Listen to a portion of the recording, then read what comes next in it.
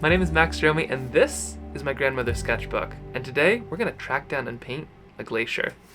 My grandmother's the one who inspired me to paint in the first place. She traveled all over the world and made these amazing field sketches and watercolors of her travels. Decades later, those sketches have become a cross between a coloring book and a treasure map. I'm trying to retrace her footsteps, and it's pulling me into an adventure of my own, one sketch at a time. So it all starts with a glacier, specifically this one right here. This is Portage Glacier, and you can see it in this sketch of my grandmother's from 1985. She was standing kind of on the road back here, and this glacier is just peeking out from the valley. Now, this was a bit of an adventure because it turns out this glacier is no longer here, some 30, almost 40 years later, and it is just it still exists. It's just sort of snuck behind the valley. It's done what's called receding. It's where it's moving back a ton. A bunch of it is melted. So you can still find it. It just takes a bit of an adventure, which is exactly what I went on. And now you can kind of see all of this led to this right here. This little tiny glimpse of the glacier from a really big peak, and that is what we're going to paint today, right here. It's going to be really, really fun, but the hardest part is just starting. So let's jump right into that. What are we going to need? Well, we're going to need just the basics. We've got some paint, we've got a pen, a little bit of watercolor paper. You can use really whatever size you want. And then I've got this great little handy trace in the form through this letter. And let me show you how to use this, because the hardest part for me is always just that first outline. I don't know what it is, but I always find it so difficult. So here's how that's going to work. Step one, get a sheet of watercolor paper. I'm using little trail tiles here, which line up perfectly, but you can also use literally anything. Anything that, kind of is thick enough is going to work for watercolor. And next, you need to find something that has some good light. That could be a window, it could be an iPad. I've got a little light board here, and I'm just going to turn that on. And then when you put something like this over, all of a sudden, you can see right through it. Now, this also works with a window and sunlight. Really, it's very, very, very rudimentary stuff, but it means that you can trace this outline, and then basically we make ourselves a coloring book, and we're good to go. So you just line it up however you'd like. Grab a pen, make sure it's something that's not going to bleed when you put water on it. So you want something that's waterproof, not water-based. And then I'm just going to line it up as best as I can. Don't worry too much about getting it perfect. And here we go. I'm just going to quickly make a few little lines. I always like to start with a little bit of a border for myself. It makes things so much fancier in my mind, and it means that my first line is already taken care of, or at least the first 4 of them. So quick sketch there, and then I'm just going to go down through, and I'm just loosely tracing a bunch of these lines, just trying to get most of them in there. You don't need to worry too much about the cross-hatching or any of that fancy stuff. We'll be adding a bunch of that in here in just a second. You can see I'm moving pretty fast and loose. If you don't get the mountains perfect, I won't tell anybody. It'll be our secret. Got a couple more little lines in here. You can also be using a pencil if you'd prefer. But what's kind of amazing is watercolor is going to kind of hide these lines. And actually starting with something kind of bold means that you can, meet the moment and make something kind of bold with your watercolor as well. So get a couple little lines here, loosely adding a few of those little crosshatches. Got our little person, adding them up here. I'm going to put a little backpack on my person because that's what I remember. And they're holding out a little sketchbook, just like in the adventure, but you can put whoever you want here. Maybe you have a dog, maybe there's a couple of you, maybe, I don't know, whatever you want to paint as that little figure, you put them in there. Okay, got a few little lines here, and then a little tiny bit of a trail, something kind of like that. Don't forget the horizon right there, and that's basically it. It really doesn't have to be too much fancier than that. Put us all away, and this is all we need. It's a little tiny coloring book to be able to start on a pretty wild adventure. So I'll scoot this back here, and now let's start working on this. One second.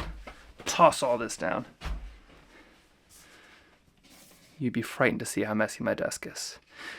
Now, the next steps are going to be our supplies. So in this case, I've got my little coloring book of a sheet of paper. I've got some watercolors. I've got my pen if I need it for any little touch-ups. And then I'm going to grab a little brush. This is a size 8, I think, but really it's whatever size brush or anything that feels good. This one just to me is like not too big, not too small. Colors, a lot of people have a lot of strong opinions about watercolors.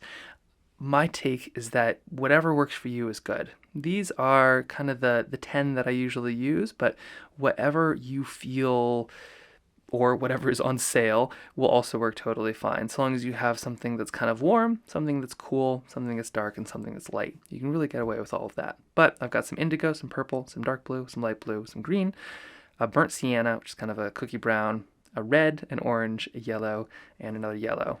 Although I think there's some redundancies there. You could probably get away with just 8. And finally, of course, you need some water. Doesn't really matter what kind. Tap water's fine. Glacial melted water's fine. Whatever you got is going to do just fine. So that's it. That's what we're working with. And without further ado, I think let's dive in. All right. So here is what we're working with, and here is where we're going to go. I'll put those two side by side so you can kind of compare and see. Now, you'll notice I said compare and not copy, and that's because you cannot copy a watercolor. Not for like legal reasons or anything. It's just watercolor is such that every single painting you do is going to be a little bit different. So if yours doesn't look exactly like this, or whatever this one's going to look like, it's okay. Watercolor is all about the doing. If you end up with a fun painting, that is a bonus, but step 1, let's have some fun. Let's put some paint on some paper. And mostly, let's see what happens. So we're going to jump in with something a little bit less scary. Just going to rinse off my brush here. I want to get a little bit of water and a little bit of this blue. Going to kind of just scrape around here until a little bit of blue gets around my brush. I might even water it down a little bit because I don't want it too bright. And I'm basically going to add these little tiny bits in this mountain right here, these little shady bits. I'm going to add them on now because we're going to add other stuff over, which will make it a little darker. So you can kind of just add a few, sort of where those shadows are going to be. Pick where the sun's at, and that's where the shadows are going to kind of be on the other side of that. You don't have to worry too much about getting these ones perfect. Just hold my painting down there. And that's because they are, unless you're there, this snow is going to change on a near constant basis. This is kind of like spring-ish snow, but it's so hard to tell. So just kind of put a little bit of these blue blobs where it feels good. Also feel free to follow my lead if that's a little easier. But really we're just kind of getting some of these initial layers because watercolor is all about layering.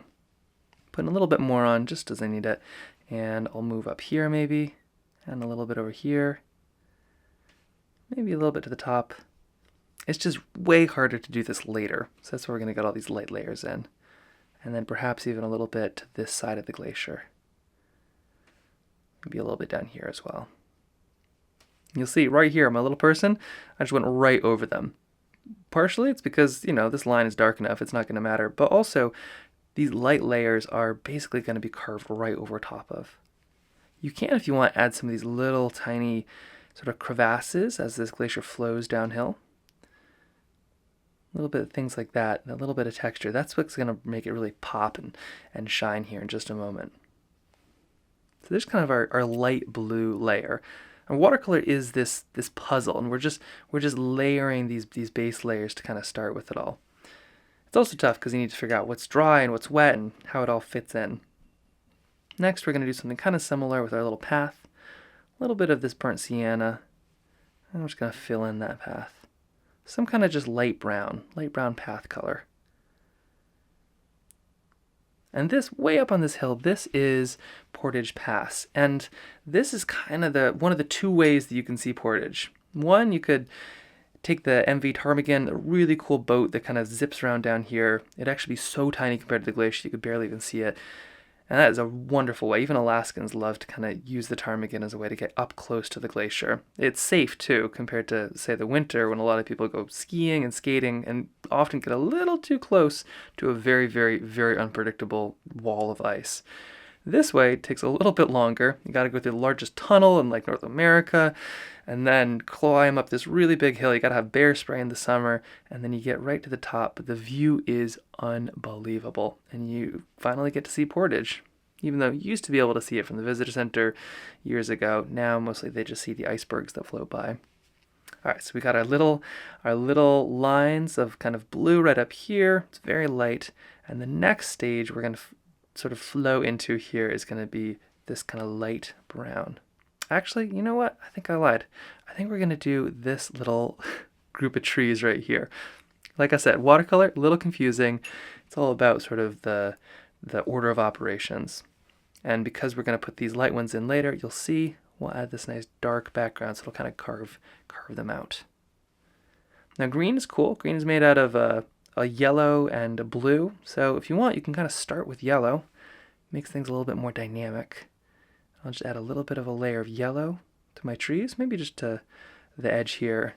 And then maybe I'll add a layer of green. This is a good opportunity to try mixing paint on your paper. So a little bit of green there. I'm not totally covering where my yellow was, but I'm letting my watercolor flow into it.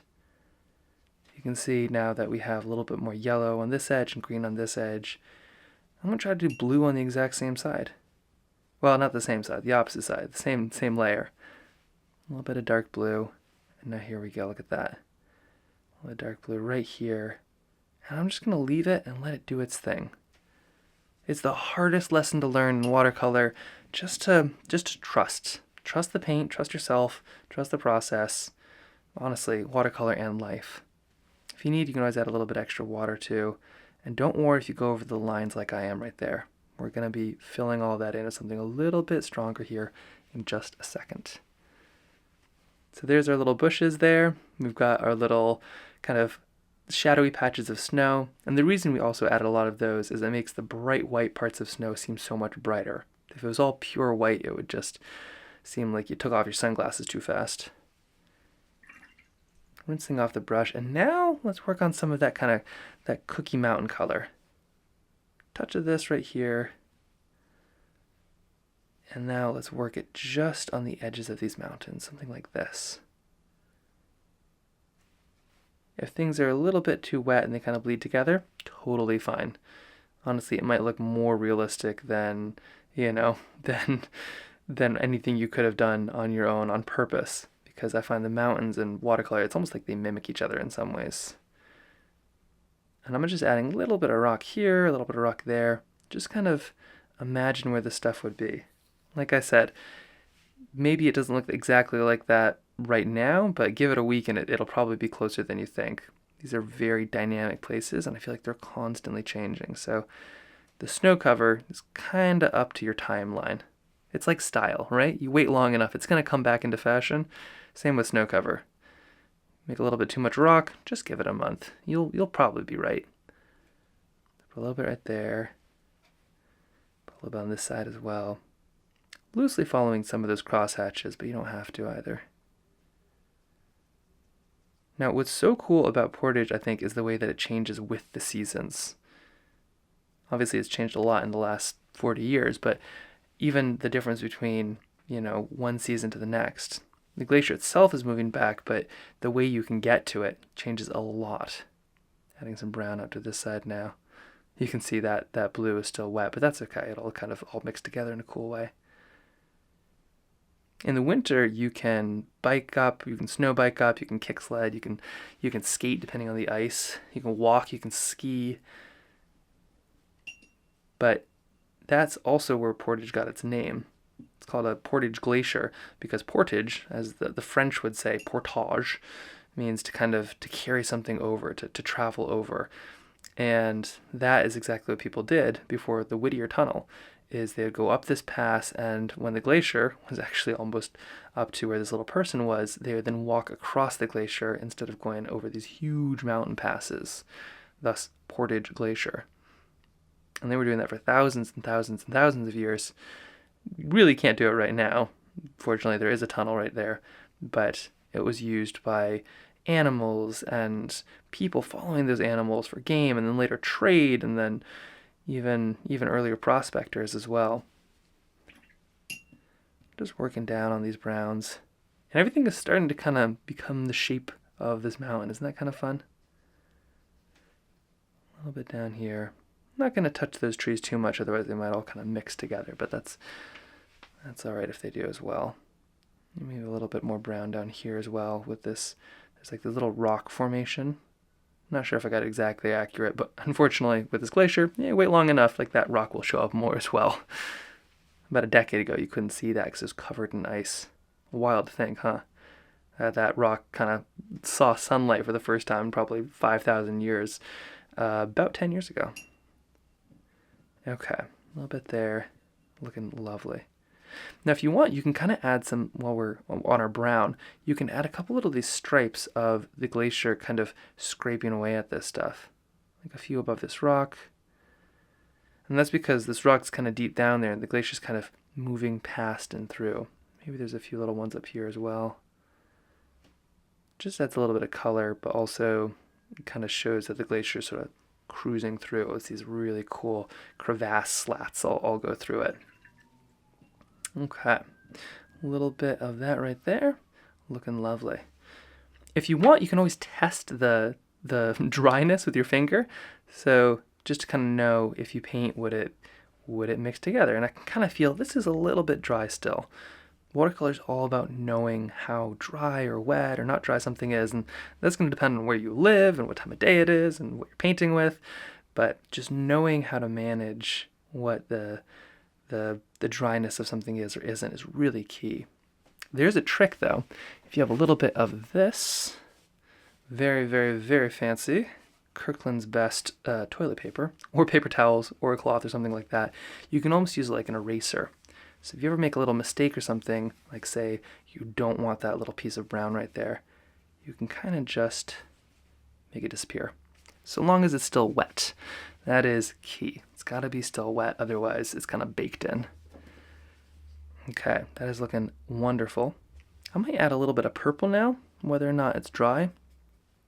I find these mountains to be really purple, and you kind of get this interesting mix of seasons working their way down. Winter starts at the top and works its way down, and then spring starts at the bottom and works its way up. So let's add a little bit of purple maybe right down here, just to kind of start that little bit of a springy transition. A little bit of purple, kind of working up, and then you can kind of speckle it a little bit, sort of where there's less purple and more brown. You can do something similar over here too if you want, whether it's dry or not. Just mixing up a little bit of that color and then splopping it down there. This is one of the field palettes that I bring when I sketch in these places.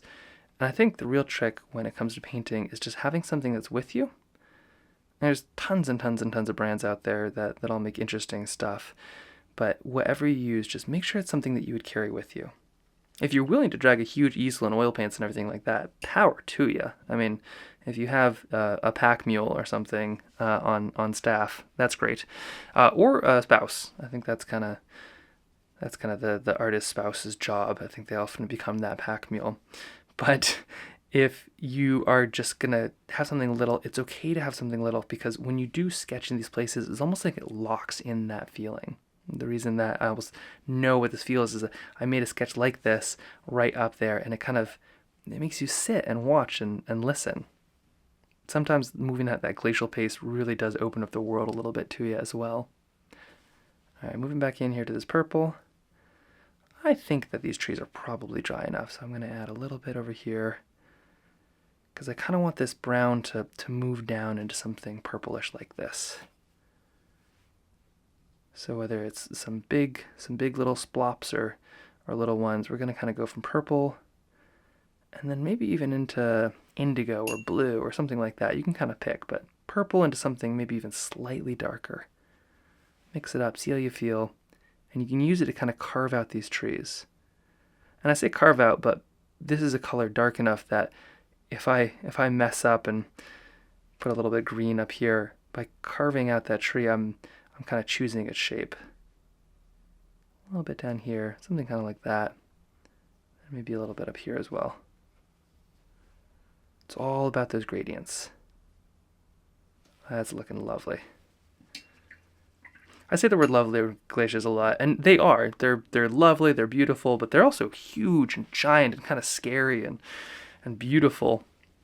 It's one of those things. It's like three blind men exploring an elephant and all coming up with a different word for it. I feel like glaciers are one of those where you can see it from all these different angles, and it's all these different feelings. They're huge, but they're also fragile, and they're also just gentle, but also just, I mean, they're a mountain of ice. They could crush you in a second. And they're slow moving, but then also when they calve, they're fast. Really cool stuff. If you ever get a chance to see a glacier, make sure you don't wait. Check those things out right now. All right, a little bit more of these colors, just kind of adding some over. Less is more. So if you get the chance to stop, I would suggest that. If you like it the way it is, give it a pause. I find that I'm really good at overworking these things. That seems to be my problem. Lovely. Can't stop saying it. All right, a little bit of brown in there. Something like that is probably good, isn't it? Somebody tell me to stop. Oh, just one more. Okay, there we go. Now I'll stop, I promise. Kind of cool how it's come to life, isn't it? Just sort of the shapes and that little shadow that we added down earlier. It's really coming in. You did good work. Now once these are a little bit more dry, we're going to add a little bit of some kind of lake right down here. Maybe we can even add that now, but I think now is time to add that sky.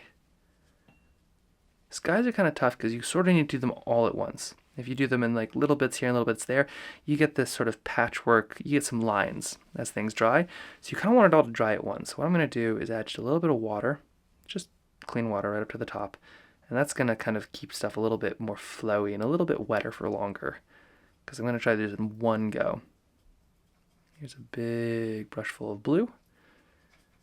This blue is called cerulean blue, which is kind of that sky and glacial blue, I find. Nice big brush full, and I'm just gonna work that edge, that nice little frame that I put on my painting by creating that little edge. I'll be really careful, at least if I can, and just try to be a little bit around the edge. And what this is gonna do is every time like that white right there on the mountain, it's gonna really stand out now because that blue kind of gives that good contrast. I'm sure there's all these fancy art words that like explain all of this, but mostly it should just feel good. That's kind of what we're looking for. Does it feel good? Great. That's what matters. Perfect. Okay. So we got all of that. Next is maybe, depending on how dry yours is, and like I showed you, if you need, you can always add the old tissue paper trick. If you need to kind of slow things down or make them a little bit more dry faster, you can always just touch things up like that. But next is our little bit of lake right down here.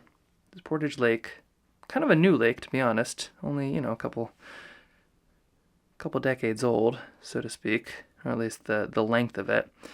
Because as that glacier recedes, this deep, deep, deep lake kind of gets filled in by that melting ice water. And it is deep. We're talking hundreds of feet deep in some places, I think, which is kind of wild for a little alpine lake. And because of that, it takes forever to freeze in the winter. So when everything else is frozen up in Anchorage, you're just waiting for this thing to freeze so you can go skating across it. And if you're really lucky, the skating is this perfect, smooth ice, which basically means you need a bunch of cold days with no snow that kind of pockmarks it. So we got our nice, very, very unfrozen, sort of summery glacial blue lake right in there. And we'll wait for that to dry before I add our little person or our little mountain down here. And while we're waiting, if you want to add just a couple last little bits of kind of these mountain shadows, maybe a touch of purple, maybe a touch of blue, something like that. You can just add some little bits, just those accent pieces, maybe on the shadow side of some of those little brown bits that you added earlier, just to kind of give them just something to kind of hold on to. A little bit of shadow. Beautiful. Whoops. You can see I kind of cut through the line, but that's why we kind of start light to dark, because the darker stuff will always be able to overpower the lighter stuff, which I find is not like in the real world. I find in the real world it's always those light moments or stories or laughter that always make the darker ones run. But in watercolor, we work a little different. And now I think it's time to fill in this little tiny person right here. In this case, I'm probably going to give him a bit of a red jacket maybe. Something that makes him stand out against that blue and that white. But whatever you painted, whether it's a person or their dog or a llama, whatever they are, you can just kind of add in a little dash color. A little goes a long way. A little bit right there. And I'll add in those legs here in a second. Once that's dry, I'll add in those legs. In the meantime, maybe I'll just fill in that little bit of darkness on the edge of my kind of glacier there, just to give it some contrast. That's adding a little bit of blue or something like that. A little bit here, a little bit there. Perhaps I even add just a touch of an edge to some of these crevasses too. Just those details. Really, I'm just kind of stalling. I'm buying time for those legs. And now, maybe I'll even buy some more time by adding in this kind of nice dark shadowy rock around this little person, just to give it some good contrast. So that's going to be maybe a little bit of purple or something, and then we're going to add in multiple colors, kind of like what we did with those trees, just way darker stuff. So here's our purple right down here. You could also just start right with the indigo if you wanted. A little bit of purple. And then maybe I'll move to some blue. Definitely adding some more pigment. Less water, more pigment. The more water you add, the kind of more spread out and diluted stuff gets, and it becomes just way, way, way lighter because of that. So if you want something darker, just don't add quite as much water to it. I suppose on the flip side, you could also just add more paint, but you know what I'm saying. A little bit down there, and then here comes the indigo. Sometimes you get these bright sunny days, but you still get these little shadows sometimes over the sun. Now Whittier is not known for sun, let's say. Portage either, not exactly the most sunny spot on the weather forecast, but when you do get these rare sunny days, it is just spectacular. There's nowhere else like it in the whole Kena Mountain Touring and Arm Heritage area. It is so cool. Get a little bit right there, a little bit right here, and there we go. There's kind of those nice dark contrasting mountains. Look at that little peak. Amazing. Oh, love it. Okay, now I'm going to go add a little bit to the top of my person there. Maybe a little bit of hair or something. See, we'll do some brown here, maybe. Just get my brush to that nice little tip, considering I'm basically filling in the head of a pin. And then all that's left is, a little bit of a backpack. Maybe some legs. A little bit of indigo should do the trick. Just adding just a touch. Just enough right here. And then a little bit down by the legs. And look at that. That is some pretty cool stuff. Okay, that turned out really cool. I just love with watercolor when you slow down, you kind of see that big picture come to life. I also think it's a good lesson that no matter where you are in your adventure, whether you're just kind of beginning like I am, or maybe you're midway through, it's often a really good idea to slow down just a little bit. I feel like the world's moving so fast that the only way you can really appreciate the beauty around you sometimes is to go glacial pace just for a little while. Anyway, I'm so excited with how this one turned out. Can't wait to make more. There are so many more sketches, and I'm so glad that you're part of this adventure with me.